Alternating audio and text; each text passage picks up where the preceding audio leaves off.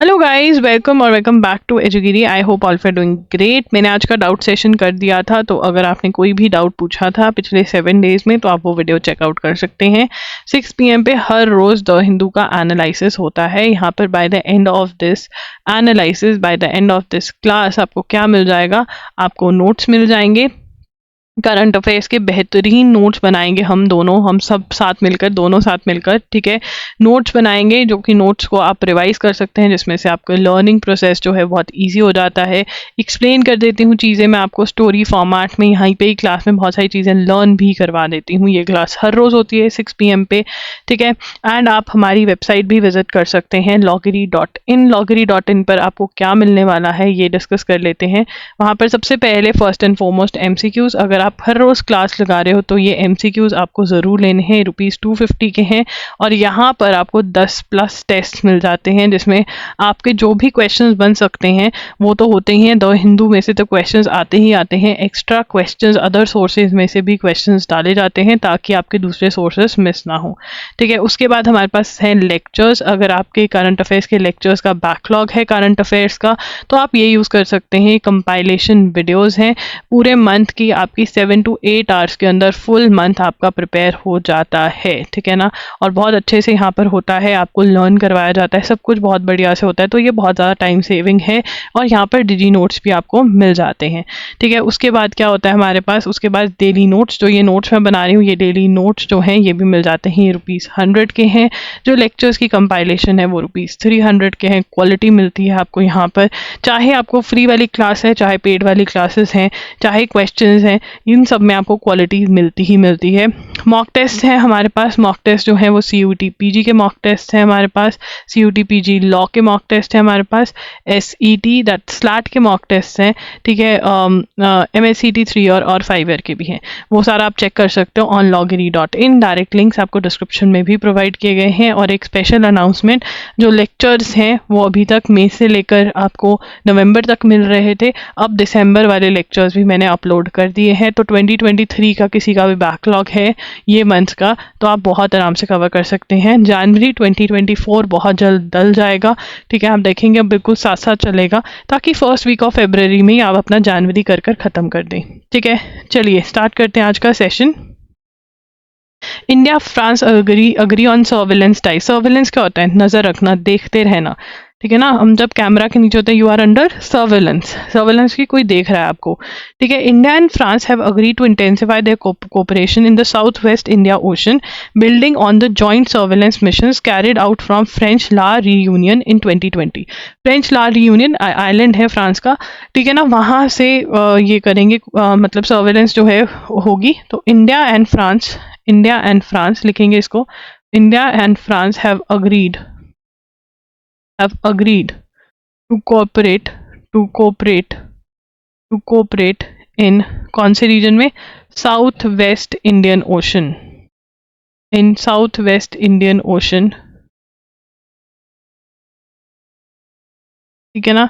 Building joint surveillance missions, joint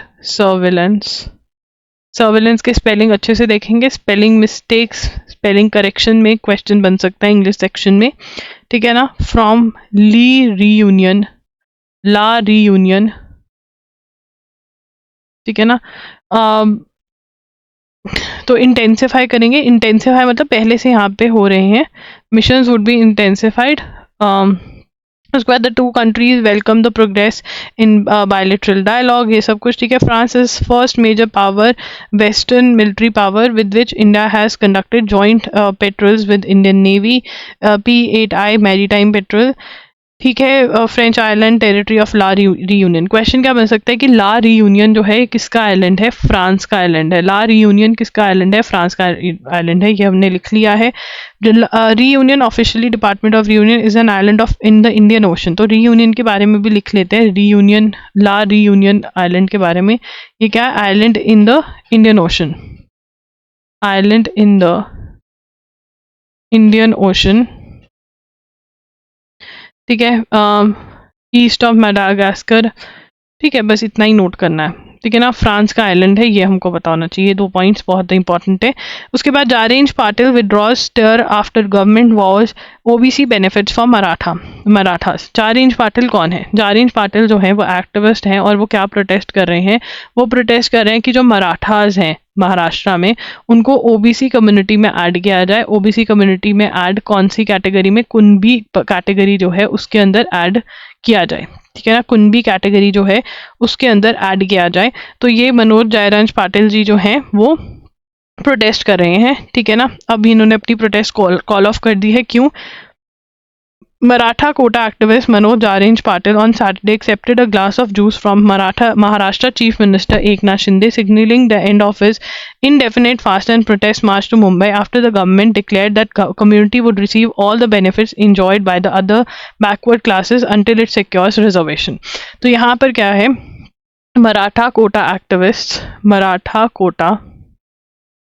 Kota activist Manoj Jarenj Patil called off fast and protest. क्यों? Maharashtra government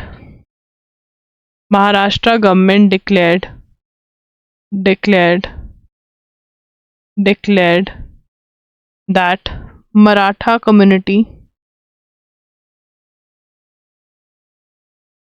would receive all the benefits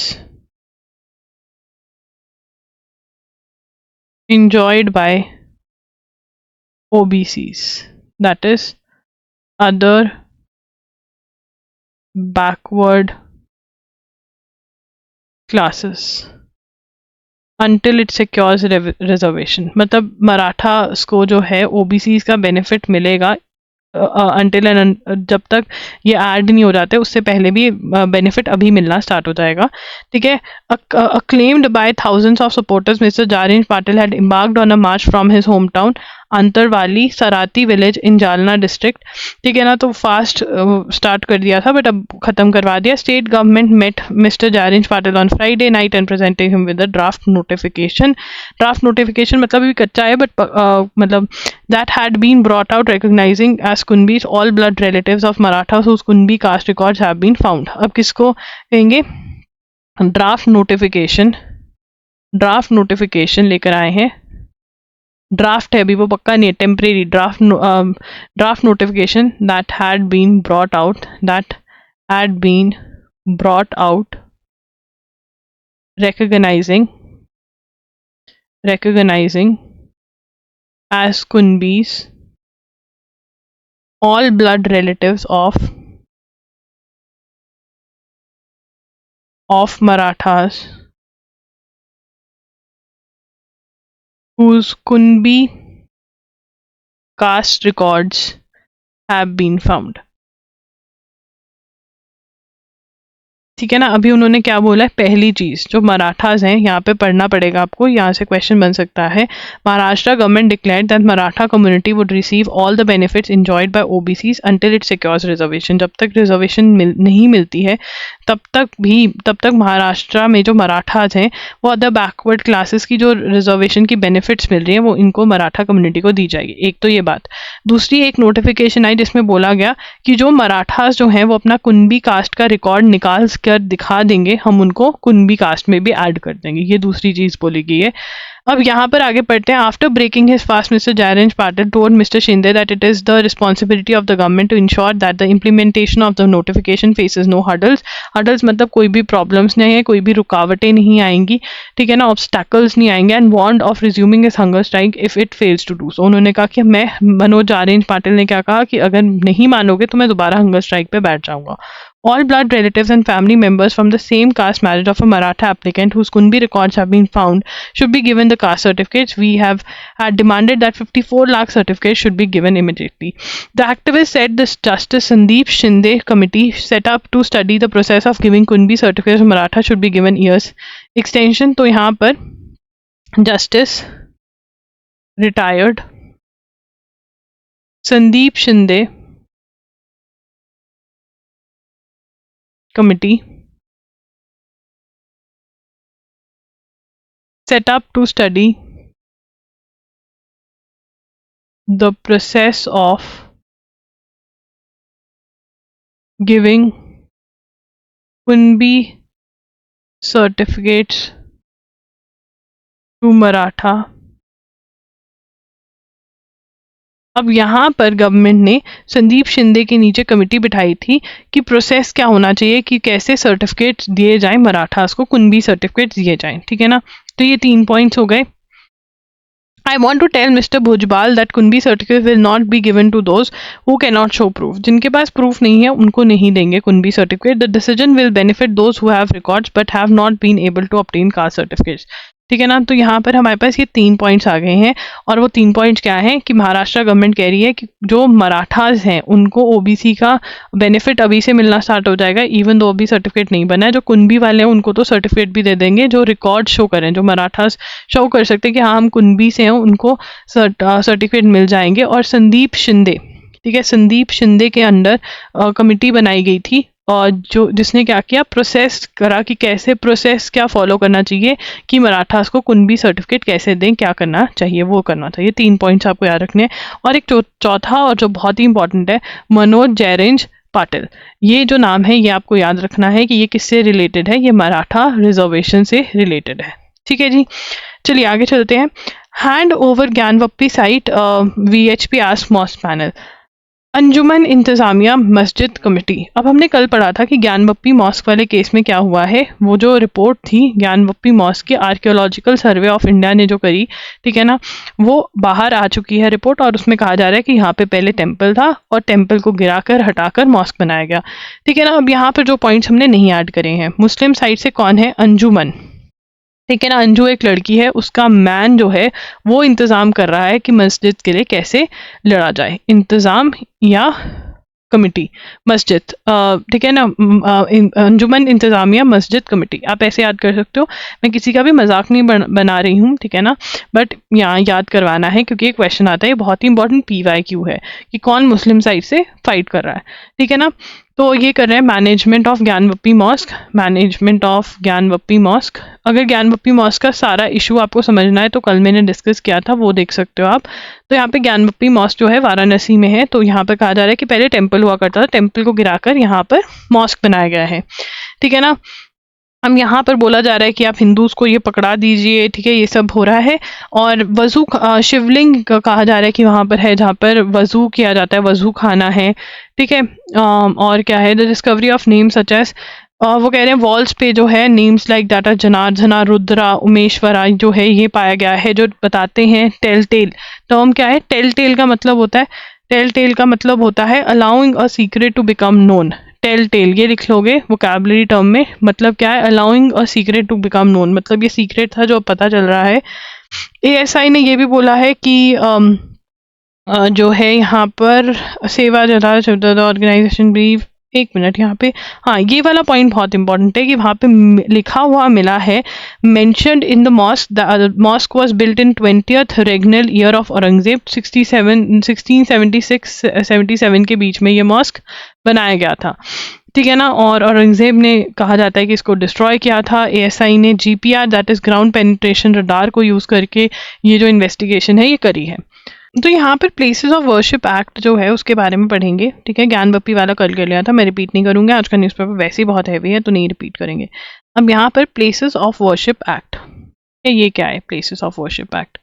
देखिए places of worship act जो है ये 1991 में आया। ठीक है। कब आया ये लॉ, 1991 में आया। हमें क्या बताना चाहिए, 1991 में आया, ये बहुत इंपॉर्टेंट चीज़ है, इसका नाम जो है वो रट लो। ठीक है ना। उसके बाद यहाँ पर इस लॉ ने क्या कहा, इस लॉ ने कहा freezes, this law freezes religious character, religious character, religious character लिखेंगे साथ साथ में, freezes religious character of place of worship as it existed on 15th August 1947।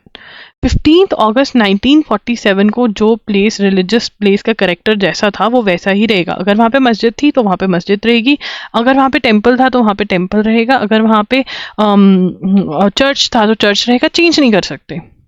ये लॉ कब आया? प्लेसेस ऑफ वर्शिप एक्ट 1991 में आया, ठीक है। और फ्रीज कब से किया, कौन सी डेट से किया? जिस दिन हम आज़ाद हुए उस दिन से किया, ठीक है ना। तो इसको पढ़ते हैं। Section 4 of the places act, places of worship act states that the religious character of a place of worship existing on August 15, 1947 shall continue to be same as it existed on that day as it existed on 15th August 1947.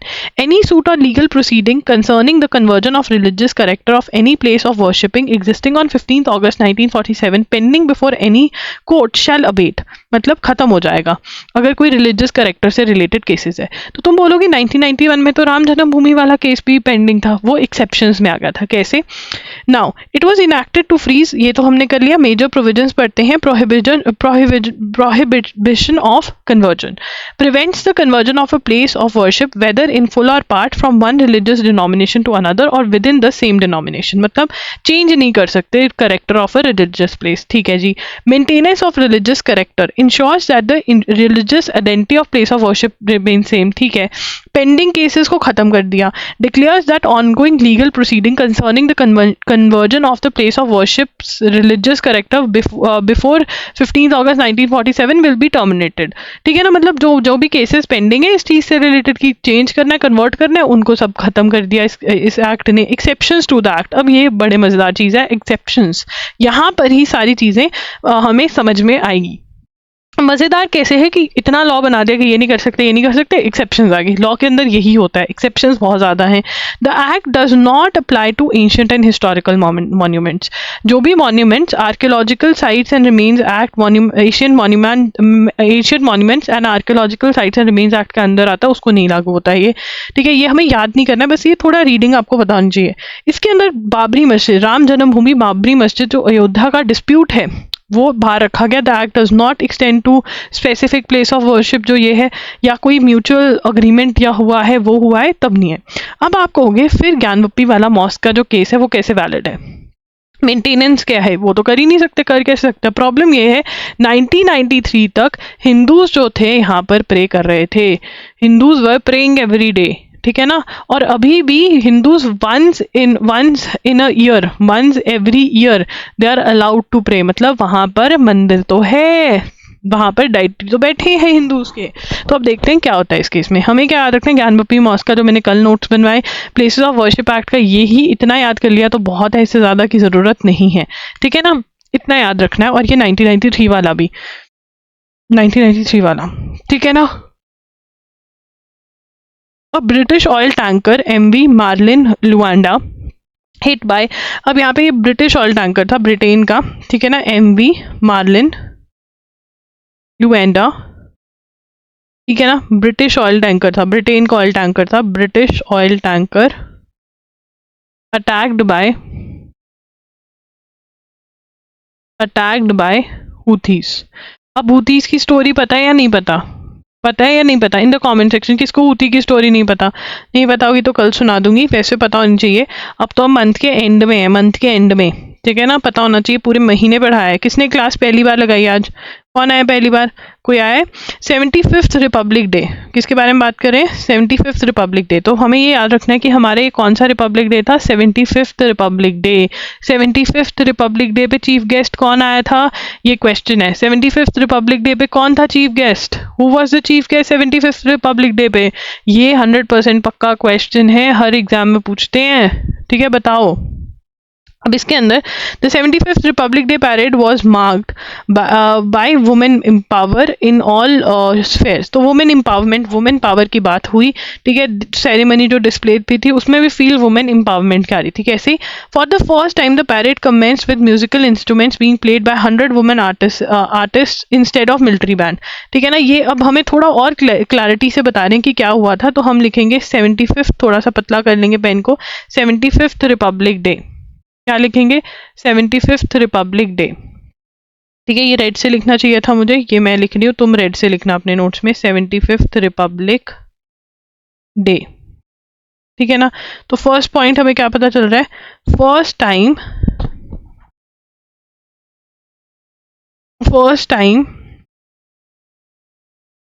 The parade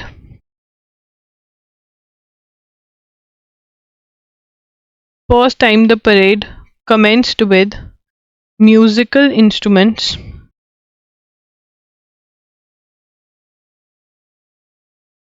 being played by 100 women artists instead of military band. मतलब military band नहीं बजा जो बजता है हमेशा, इस बार क्या बजा? ट्राइबल, हमने पढ़े थे ना ट्राइबल इंस्ट्रूमेंट्स प्ले करे कल, किन्होंने? 100 वुमेन ने। ये कब हुआ? फर्स्ट टाइम हुआ, पहली बार हुआ, ठीक है ना। सिमिलरली फर्स्ट टाइम और क्या हुआ? All women contingent, all women, ये फर्स्ट टाइम लिखने की जरूरत नहीं है, पैराग्राफ मतलब सेंटेंस में ही आ रहा है, ठीक है। क्या हुआ? All women, all women try services contingent march down कर्तव्य पथ for the first time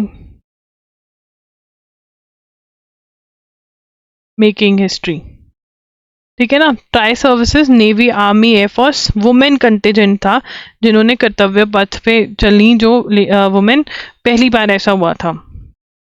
उसके बाद the Central Armed Forces contingent also consisted of only women personnel. Additionally, a first Delhi police ने भी निकाला। ये सारे इतने इंपॉर्टेंट नहीं है जितना ये वाले दो हैं। उसके बाद Orissa and Haryana bag the boys and girls hockey title. तो खेलो इंडिया यूथ गेम्स कहाँ पे चल रहे हैं? 6th खेलो इंडिया यूथ गेम्स चल रहे हैं कहाँ पे? तमिलनाडु में। 6th खेलो इंडिया यूथ गेम्स चल रहे हैं कहाँ पर? तमिलनाडु में। क्या कौन जीता? Orissa and Haryana bagged. Orissa boys hockey जीता, हरियाणा गर्ल्स हॉकी टाइटल जीता।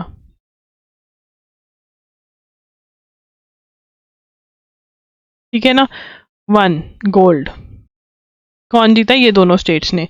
उसके बाद यहाँ पे स्पोर्ट्स का अराइना सबा लेन का, ठीक है ना। राइना ने सभी लेन वालों को भाषण देना था, सभी लेन वालों को, ठीक है ना, कॉलोनी के सभी लेन्स को भाषण देने का, ठीक है। राइना। अब ये क्या है? ये she one of Australian open, one Australian open women,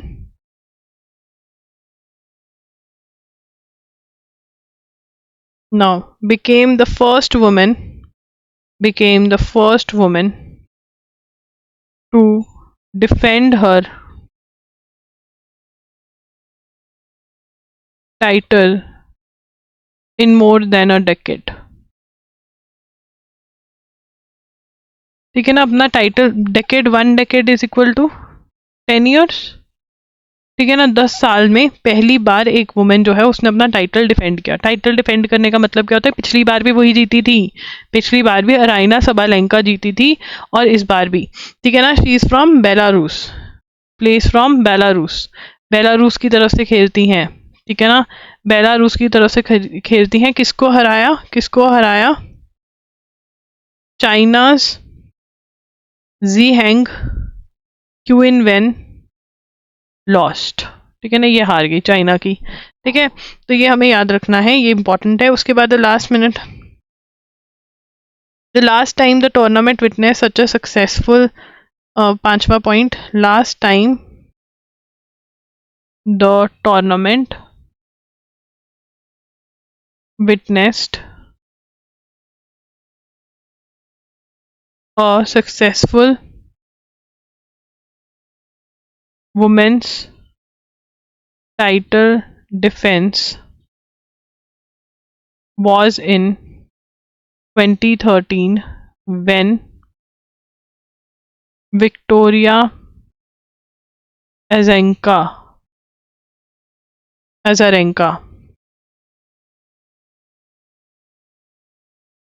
one, ठीक है ना। ऑस्ट्रेलियन ओपन जब इन्होंने जीता था तब ऐसा हुआ था कि टाइटल डिफेंड, मतलब पिछली बार भी ये जीती, अगली अभी टाइटल वही जीत गई, तो टाइटल डिफेंड करना होगा। अब यहाँ पे इंडिया के रोहन बोपाना, ठीक है ना। Rohan Bopanna became only Indian, Rohan Bopanna became only third Indian to win a men's doubles grand slam title, third Indian बने, ठीक है ना। ऑस्ट्रेलियन ओपन जीता, won Australian Open with Matthew, doubles था ना तो एक पार्टनर भी चाहिए होता है, एबडन, ठीक है ना। किससे जीते, from Italy team Simone Bolelli and Andrea Vavassori, ठीक है ना। Only the iconic player, only Leander Paes, Mahesh Bhupathi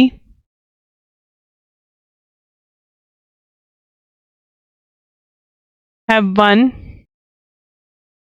major titles for India in tennis. Sania Mirza in women,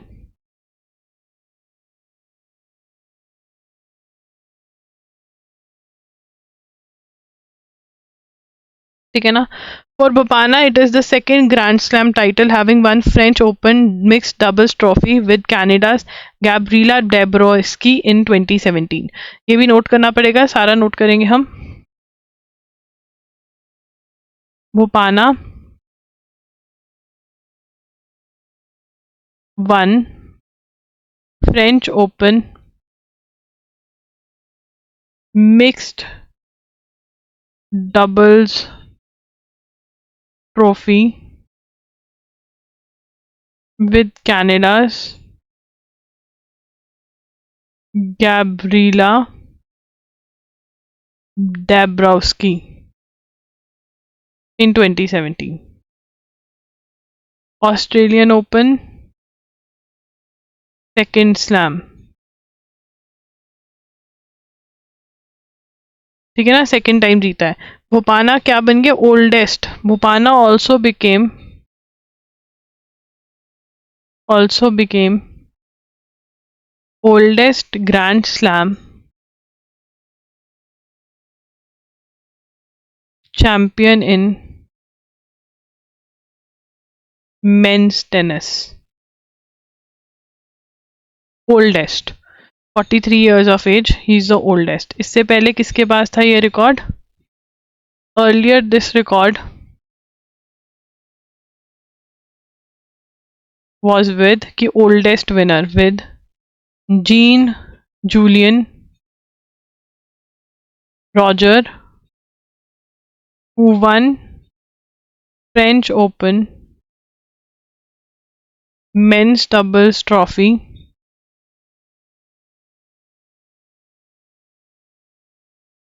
in 2022. Bopana was playing his third men's double final at Grand Slam. Third final था, मतलब final में पहले भी पहुंचे हैं बहुत बार पर जीत नहीं पाए थे। एक बार फ्रेंच ओपन जीता और अब ये ऑस्ट्रेलियन ओपन जीता है। एटीपी की टॉप रैंकिंग्स में आ जाएंगे ये अब, ठीक है ना, जल्द ही, तो बढ़िया है। जूरी ऑर्डर्स ट्रम्प टू पे $83 million फॉर डिफेमेशन। डिफेमेशन मतलब किसी की बेइज्जती करी होगी, ठीक है। तो यहाँ पर jury in New York ordered former US President and 2024 candidate Donald Trump to pay $83.3 million to compensate writer E. Jean Carroll, whom he was found to have sexually assaulted and defamed, ठीक है। तो नाम याद रखना पड़ेगा, डिफेमेशन भी करी और सेक्सुअली असॉल्ट भी किया था। इतना फाइन पे करना पड़ा किसको? डोनाल्ड ट्रंप को। ठीक है, नाम याद रखना बहुत ज़रूरी है। ये क्वेश्चन पीयू में एक्सपेक्टेड है, पंजाब यूनिवर्सिटी वाले ऐसे क्वेश्चन बहुत पूछते हैं, डोनाल्ड ट्रंप ने क्या ऊटपटांग हरकत करी। फेवरेट क्वेश्चन है। वॉशिंगटन यूएस गवर्नमेंट, ये इंपॉर्टेंट है, US government approved $23 billion deal to sell F-16 warplanes to Turkey after Turkey ratified Sweden's NATO membership। ठीक है, तो क्या हुआ यहाँ पर, मतलब एक्सचेंज बार्टर हुआ। स्वीडन का नाटो का मेंबरशिप तुर्की ने करा अप्रूव, और इधर से यूएस कहता ठीक है, तुमने हमारा काम कर दिया, हम तुम्हारा काम कर देते हैं। ठीक है ना। अब जो स्वीडन की मेंबरशिप है वो किस लिए स्वीडन नाटो का मेंबर नहीं बन पा रहा, कौन सी कंट्री जो है उसके पास रुकी हुई है चीज़ें? मुझे बहुत भूख लगी है, कमेंट कर दो। आंसर कल मैंने बताया था। ठीक है, 40 न्यू F-16 मिलेंगे and upgrades to in existing fleet. बस इतना ही लिख लो कि तुर्की का अप्रूव कर दिया है। उसके बाद Iraq and US on Saturday held a first round of talks on future of American and other foreign troops in the country, which Baghdad expecting discussions to lead to a timeline for reducing their presence. There are 2,500 US troops deployed in Iraq and about 900 in Syria as part of anti-IS coalition formed in 2014. तो यहाँ पे Iraq को छोड़कर जा रहे हैं US के troops. Iraq held talks on future of American and other foreign troops, मतलब जो आर्मी बैठी है, troops in the country.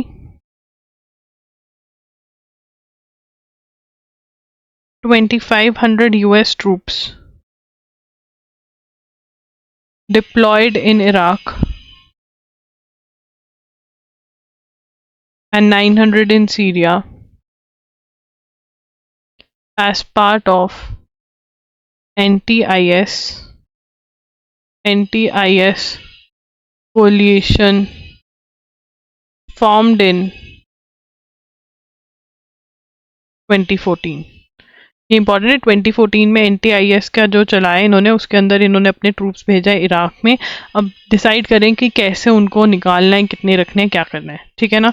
तो हमें यहाँ पे बताना चाहिए कि इराक के में यूएस के इतने ट्रूप्स जो हैं वो बैठे हैं। ठीक है ना।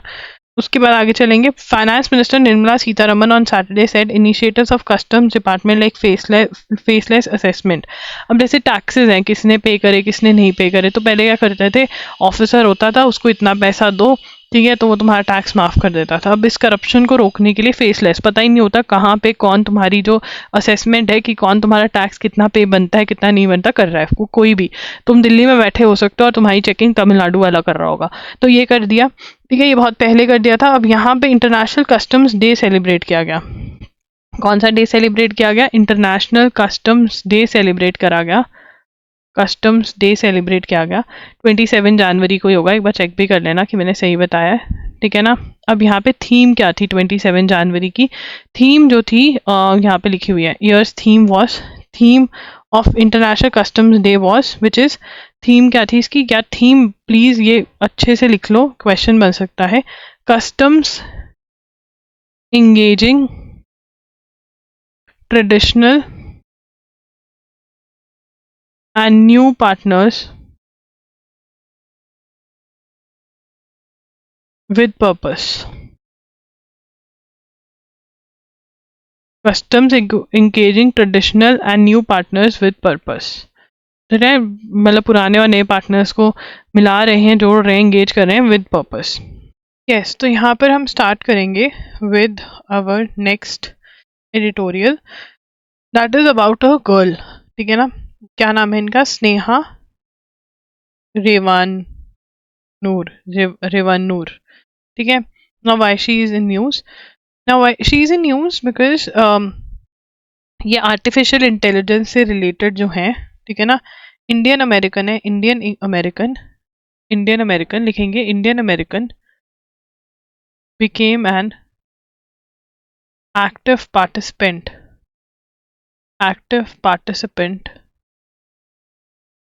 in shaping एआई पॉलिसी मतलब आर्टिफिशियल इंटेलिजेंस। देखो यार, आर्टिफिशियल इंटेलिजेंस का बहुत ज़्यादा मिसयूज़ भी हो रहा है। आर्टिफिशियल इंटेलिजेंस से वॉइस चेंज हो जाती है, वीडियो एडिट हो जाती है, ठीक है, तो कितना ज़्यादा मिसयूज़ है। अब उसका मिसयूज़ ना हो सके इसलिए आर्टिफिशियल इंटेलिजेंस पे लॉज लेकर आना बहुत ही ज़्यादा ज़रूरी है। और ये जो है आर्टिफिशियल इंटेलिजेंस पे लॉज और जितने भी पॉलिसीज़ हैं लेकर आने में हेल्प करी हैं, कहाँ पर, यूएस के अंदर। क्या नाम है इनका, स्नेहा रेवनर, ठीक है। इन्होंने अपना ग्रुप, ये फाउंडर हैं किसकी, इनकोड जस्टिस की। She founded encode justice, she founded encode justice,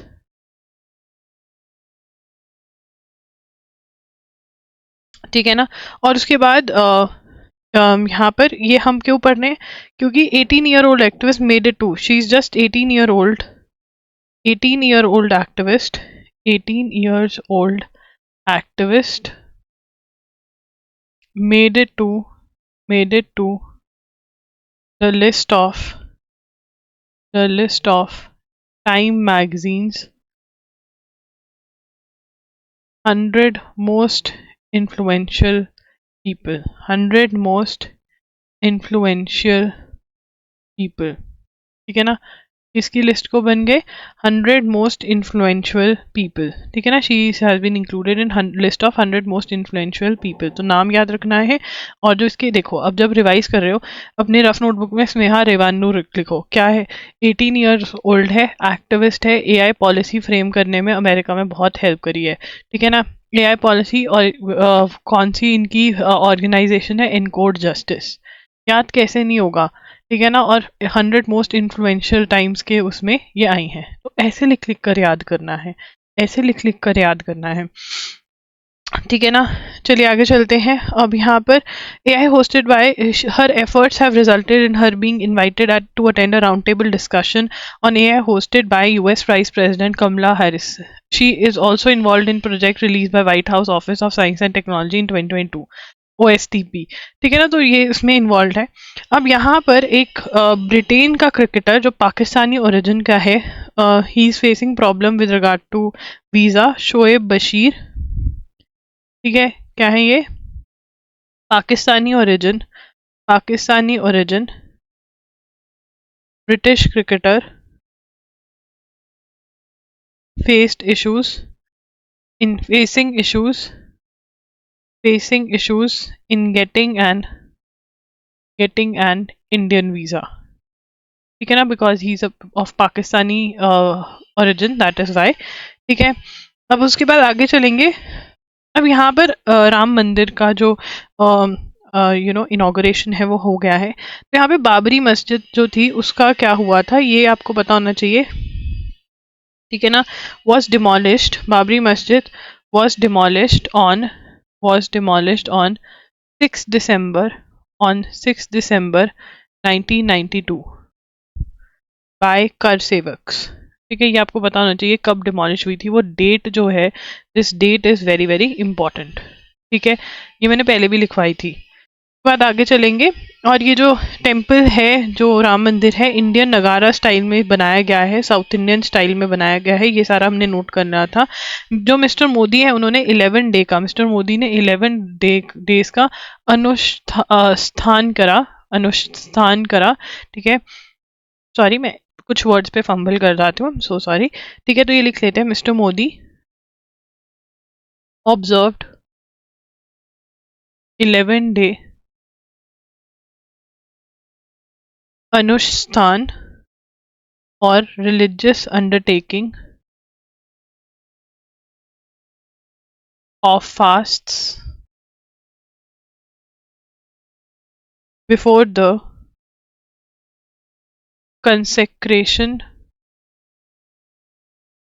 ceremony, ठीक है। अब इन्होंने बहुत सारे टेम्पल्स विजिट करे, तो हमारे लिए क्वेश्चन क्या बन सकता है कि कौन सा टेम्पल हमारे लिए क्वेश्चन क्या बन सकता है कि कौन सा टेम्पल कहाँ पर है। तो आइए लिख लेते हैं कौन सा टेम्पल कहाँ पर है। ठीक है ना, Veerabhadra temple in Andhra Pradesh. State note करेंगे, इन आंध्र प्रदेश। ठीक है ना, श्री परयार श्री रामास्वामी टेम्पल इन केरला। ठीक है ना, Srirangam's Shri Ranganatha temple and Ramaswamy temple Rameswaram में है, ये तमिलनाडु।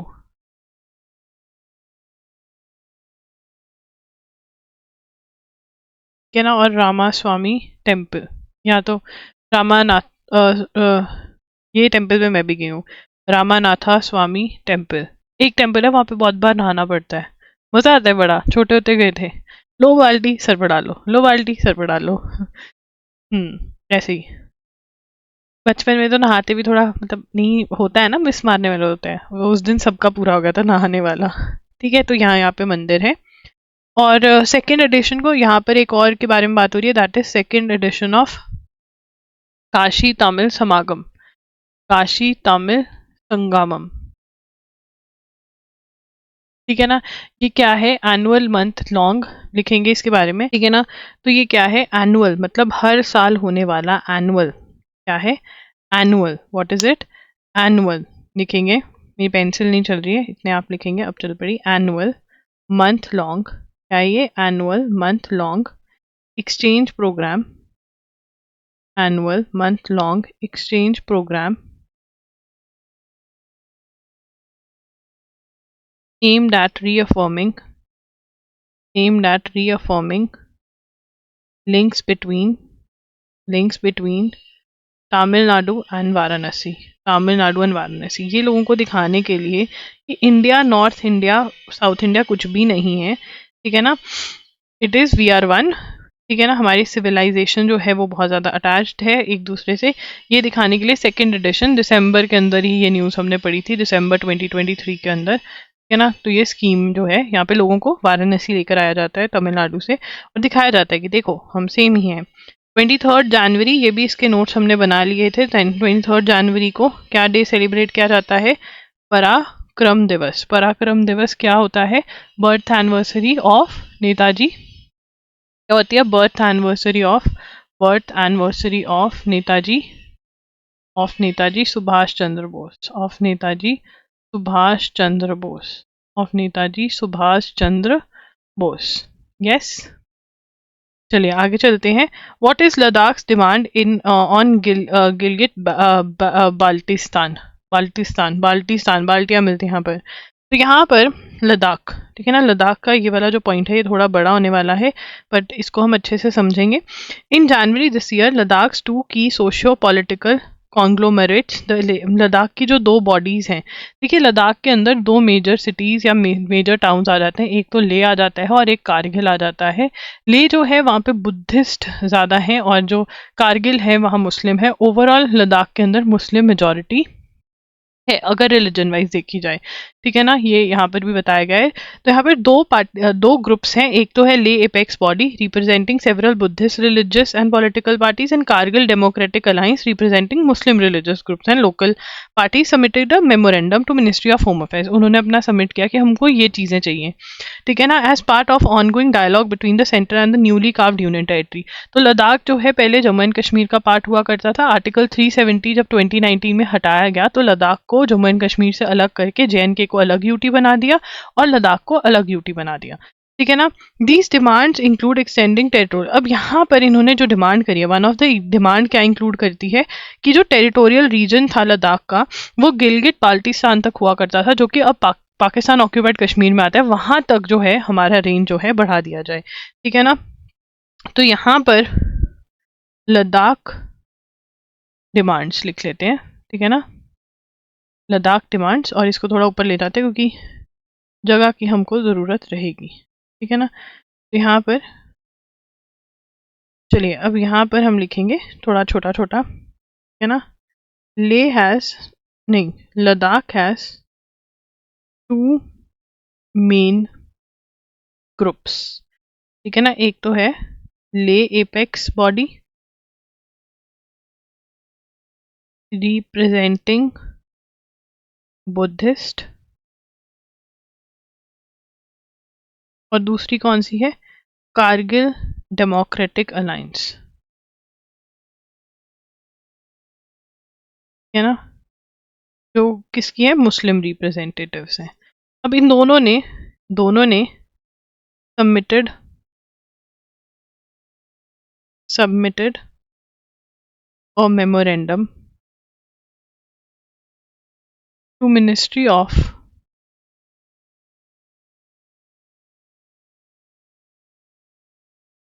Home affairs. डिमांड क्या है, one of the demand is to include extending to extend territorial control of Ladakh up to Gilgit Baltistan in Pakistan occupied Kashmir। अब यहाँ पे क्वेश्चन क्या बन सकता है, क्वेश्चन ये बन सकता है कि गिलगिट बाल्टिस्तान जो है वो इस टाइम कौन सी एरिया में आता है, पाकिस्तान ऑक्यूपाइड कश्मीर में आता है, ठीक है ना। ये क्वेश्चन बहुत मेजर है। ये वाला क्वेश्चन की कौन सी बॉडी किसके लिए है, ये थोड़ा कम ही चांसेस है, यहाँ से क्वेश्चन आने के चांसेस है, बट नोट करने में ही हमारी सही रहेगा। Ladakh spread over so and so kilometres, ठीक है। हमने अब यहाँ पर आर्टिकल 370 के बारे में भी थोड़ा सा हमको पढ़ना पड़ेगा, ठीक है ना। आर्टिकल 370 के बारे में भी हमको पढ़ना पड़ेगा, जो स्पेशल प्रोविजन थी JNK के लिए, वो रिमूव कर दी गई थी, ठीक है ना। तो यहाँ पर हम लिखेंगे Ladakh was carved out of, लिखेंगे Ladakh was carved out as one of UT's, other being JNK, on 5th August 2019, ठीक है। As the center ended the special constitutional provision, article 370 remove कर दिया था। अब यहाँ पर ये क्या डिमांड कर रहे हैं, देखो यहाँ पर लद्दाख के अंदर अब इनकी लेजिस्लेचर तो है ही नहीं, ठीक है ना। तो अब प्रॉब्लम क्या आ रही है, तो यहाँ पर लिखेंगे इश्यूज क्या आ रहे हैं, लद्दाख को इश्यूज क्या आ रहे हैं। सबसे पहला लद्दाख को इशू ये है, Ladakh is not having legislature मतलब लॉ मेकिंग अथॉरिटी। तुम कहोगे तो फिर ये चल कैसे रही है, लेजिस्लेचर क्या है, लॉ मेकिंग अथॉरिटी। तो तुम कहोगे ये चल कैसे रही है, लॉ मेकिंग अथॉरिटी नहीं है तो यहाँ पे कोई लॉ नहीं फॉलो हो रहा है। तो यहाँ पर आपको समझना पड़ेगा बेटा जी, ये कॉन्सेप्ट है कि जो यूटीज होते हैं, मतलब जो यूनियन टेरिटरीज होती हैं, जो बहुत सारी हैं इंडिया में, मतलब है अच्छी खासी नंबर है, वो direct control of central government के अंदर आते हैं, direct control of central government, ठीक है ना। तो मोस्ट ऑफ द यूटीज जो हैं वो वहाँ पर MP होगा, मतलब मेंबर ऑफ पार्लियामेंट होगा, उनको रिप्रेजेंट करने के लिए। उनकी खुद की यूटी की खुद की लेजिस्लेचर नहीं होती है, उनकी खुद की, they do not have no law making authority of their own, ना। तो सेंट्रल गवर्नमेंट जो होती है वही इनके लिए काम करती है, वही इनके लिए सब कुछ करती है। यूटीज का क्या फुल फॉर्म है, यूनियन टेरिटरीज, ठीक है ना। तो लद्दाख एक यूनियन टेरिटरी बन गई, तो उसके अंदर लेजिस्लेचर नहीं है। JNK के अंदर लेजिस्लेचर है, बट वो भी एक्टिव नहीं है, जब इलेक्शंस होंगे तब होगा। तो यहाँ पर क्या है, इट हैज़ टू, ये इंपॉर्टेंट है, it has two elected hill councils. इसके यहाँ पर 2 इलेक्टेड हिल काउंसिल जरूर हैं। वो कौन सी है, Ladakh autonomous hill development council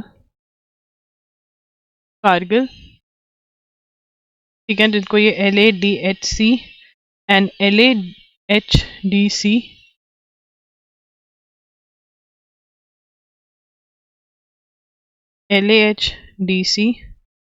and LAHDC ले, ठीक है ना। ये 2 hills, they run micro governance. ये क्या करते हैं,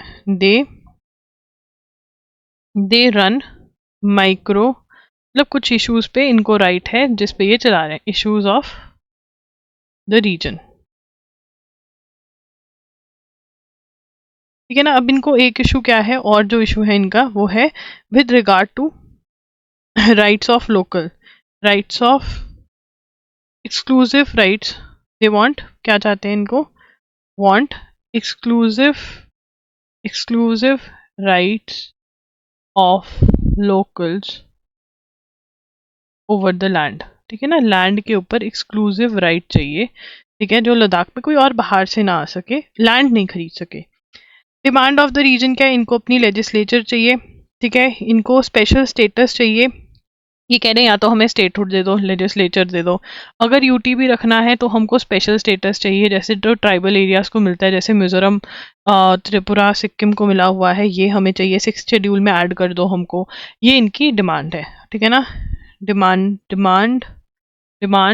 to add to 6th schedule and article 371 of Article 371 of Indian Constitution, like Mizoram, Tripura, Sikkim. ठीक है ना, अभी ये जो मिजोरम, त्रिपुरा, सिक्किम, यहाँ पे जो ट्राइबल एरियाज हैं, इनकी स्पेशल काउंसिल्स हैं। बहुत सारी इनकी जो राइट्स होते हैं, जो लॉ सेंट्रल गवर्नमेंट बनाती है, वो इनको एप्लीकेबल नहीं होते। लद्दाख कह रहे या तो हमें वो वाली कैटेगरी में डाल दो, ये इनकी डिमांड है। ठीक है ना। अब गिलगित बाल्टिस्तान की बात हो तो ये 1947 से पहले कंप्राइज्ड ऑफ, ये हम लिख लेते हैं थोड़ा ऐड करके यहाँ पे डब्बा बना के, prior to 1947 Ladakh district comprised of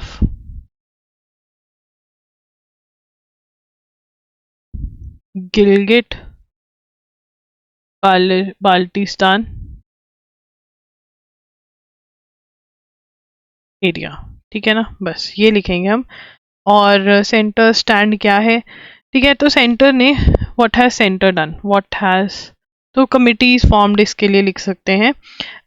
in the wake of street protest 2022 में formed a committee under minister of state to engage with. ठीक है, in 2022 committee was formed under G. Kishan Reddy to engage with LAB and KDA. LAB and KDA क्या थी, जो कारगिल और लेकी लोग हैं जो बुद्धिस्ट और मुस्लिम्स को रिप्रेजेंट कर रहे हैं। ठीक है, एक तो ये हुई थी, और 2023 में नित्यानंद राय के नीचे भी बिठाया गया था। ठीक है ना, कमेटी बनाई गई थी। अब देखते हैं आगे क्या होता है। अब चलेंगे यहाँ पर बॉर्डर सिक्योरिटी फोर्सेस, बीएसएफ का जो पंजाब वाला इशू है, ये हम ऑलरेडी कर चुके हैं, ये रिपीट है। डेट आपको कमेंट्स में मिल जाएगी, ये रिपीट नहीं करेंगे, नहीं तो बहुत लंबा लेक्चर हो जाएगा। ठीक है, कुछ भी एड ऑन नहीं है, मैंने पढ़ लिया था पूरा आपके लिए। अब यहाँ पर एक नई डिजीज आई है, नई तो नहीं है, पुरानी है। डिजीज का नाम लिख लेते हैं, वेस्टर्न इक्वीन एन्सेफेलाइटिस। ठीक है, अब ये क्या है, देखिए यहाँ पर, the international health regulations national focal point in Argentina alerted the Pan American health organization, world health organization of human case of वीव, इसको क्या बोलते हैं, WEEV। ठीक है, तो यहाँ पे लिखेंगे, अर्जेंटीना ने बोला कि भैया हमारे यहाँ पे ह्यूमन केक का केस आ गया, ध्यान रखो। ठीक है ना, ये मच्छर से होती है बीमारी, बाय गॉड पता नहीं मच्छर ही क्या कर देगा। चलो यहाँ पर Argentina alerted WHO of human case of वीव इन्फेक्शन। अब यहाँ पे क्वेश्चन क्या बन सकता है, कहाँ पर आया 2024 में, ये अर्जेंटीना में। ठीक है ना, तो उसके बाद यहाँ पर last case of Argentina, last case of human infection, last cases of human infection was reported in 1982, 1983 and 1996। इतनी बार अर्जेंटीना में आ चुका है। ठीक है ना। उसके बाद थर्ड, ये होता कैसे है, वीव जो होता है, वीव इज अ मॉस्किटो, मॉस्किटो से होता है, मॉस्किटो बॉर्न इन्फेक्शन, जैसे मलेरिया, डेंगू है, चिकनगुनिया है, caused by which belongs to वीव, वीवीएम, मच्छर का नाम, infected mosquito infection by the weave which belongs to by weave is a mosquito borne disease, ठीक है, mosquito infected by the weave, mosquito borne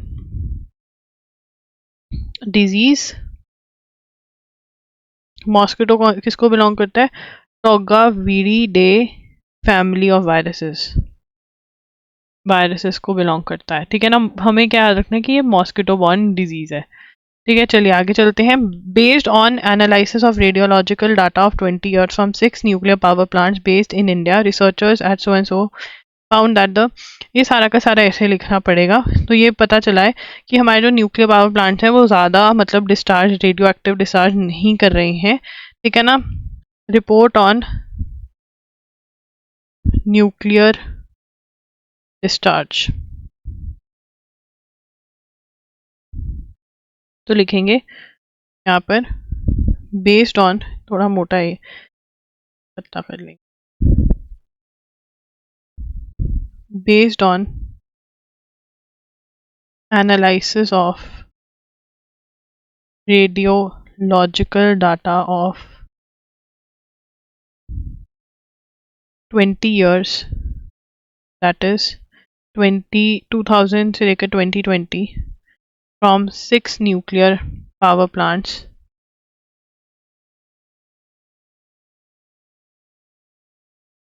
based in India. Second point, researchers at Baba Atomic Research Center, Park, Mumbai, have found that the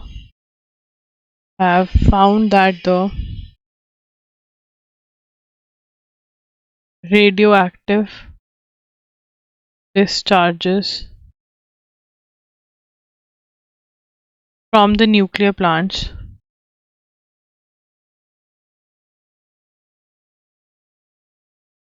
and resultant potential environment impact have been minimal. क्या कहना चाहते हैं ये दोबारा पढ़ते हैं इसको। तो हमें पता चला है रिपोर्ट ऑन न्यूक्लियर डिस्चार्ज से, जो कि किसने बनाई है, बाबा एटॉमिक रिसर्च सेंटर ने, जो कि मुंबई में। ये क्वेश्चन आ सकता है कि ये कहाँ पर है, ठीक है ना। 20 साल का डाटा उठाया और पता चला है, 6 न्यूक्लियर पावर प्लांट्स का डाटा उठाया और कहा कि जो रेडियो एक्टिव डिस्चार्ज है, ठीक है ना, न्यूक्लियर प्लांट से इन्वायरमेंट पे जो इम्पैक्ट है वो बहुत ही मिनिमल है। अब इससे क्या होगा, जो हमें आगे एनर्जी न्यूक्लियर पावर प्लांट से बनानी है वो हम बिल्कुल बिल्कुल बना सकते हैं कि ये हमारे इन्वायरमेंट को हार्म नहीं कर रहे हैं, राइट। अब यहाँ पे प्रीति राजक जो है, प्रीति राजक शूटर लिखेंगे, शूटर प्रीति राजक becomes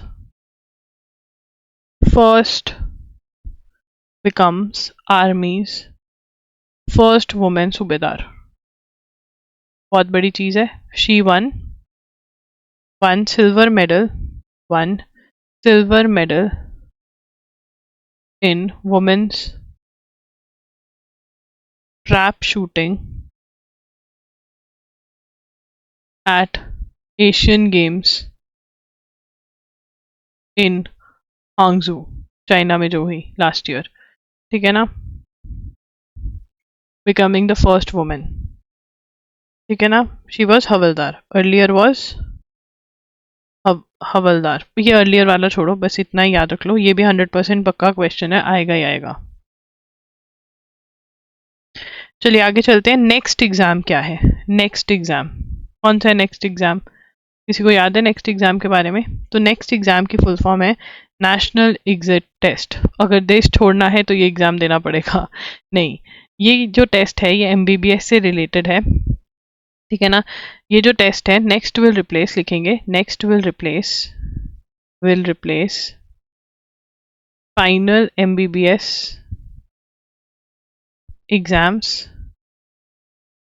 national eligibility NEET PG, जिसके बेसिस पे पोस्ट ग्रेजुएशन में एडमिशन होती है, एंड FMGE क्या है, फॉरेन मेडिकल ग्रेजुएट एग्जामिनेशन, ठीक है ना, इन इंडिया। तो यहाँ पर ये जो FMGE है इसके बारे में थोड़ा और बता देती हूँ, ठीक है ना। फॉरेन मेडिकल ग्रेजुएट्स के लिए examination to practise in India, तो उनको ये एग्ज़ाम देना पड़ता है जो बाहर से MBBS करके आए हैं। जो इंडिया में MBBS कर रहे हैं उनका फाइनल ईयर का एग्ज़ाम, और जो नीट PG पोस्ट ग्रेजुएशन देना चाहते हैं उनका एक ही एग्ज़ाम होगा जो कि है नेक्स्ट, ठीक है ना। अभी ये जो है इसको पोस्टपोन कर दिया गया है, रोक दिया गया है, तो देखते हैं आगे क्या होता है। यस, सो गाइस यहाँ तक इतना ही। 6 PM कल दोबारा मिलेंगे। unlogery.in ज़रूर विजिट करना। नवंबर के जो लेक्चर्स हैं अगर आप वेट कर रहे थे तो आ ही चुके हैं, दिसंबर के भी आ गए, दिसंबर 2023 के। प्लीज़ प्लीज़ प्लीज़ कुछ और नहीं तो MCQ ज़रूर बाय करके सॉल्व करें, जो आपको बहुत हेल्प करेंगे। लिंक डिस्क्रिप्शन बॉक्स में है। Bye bye, take care, thanks for joining in, bye bye.